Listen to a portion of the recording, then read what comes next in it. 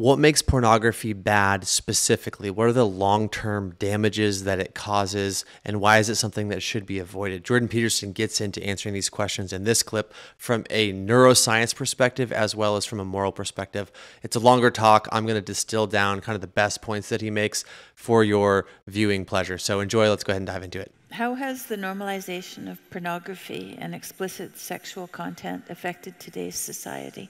It's not a good idea to employ sexuality in the services of short-term gratification. Why?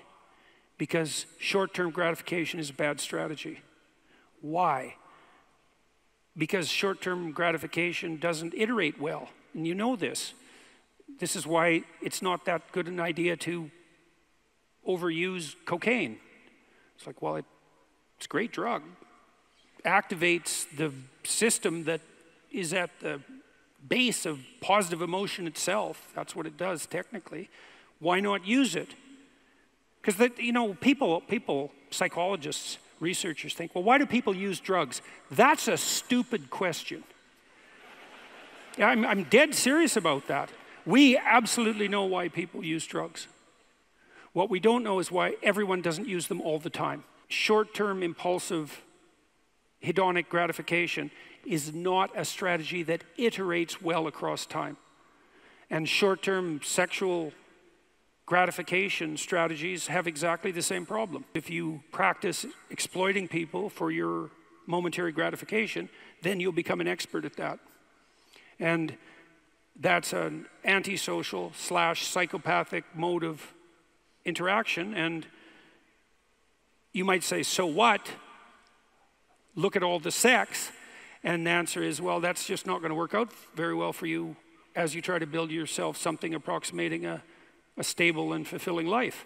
Because you are not going to be able to do that if you treat other people as if they're the device for your momentary gratification. No one who's sophisticated in any real sense is going to put up with that.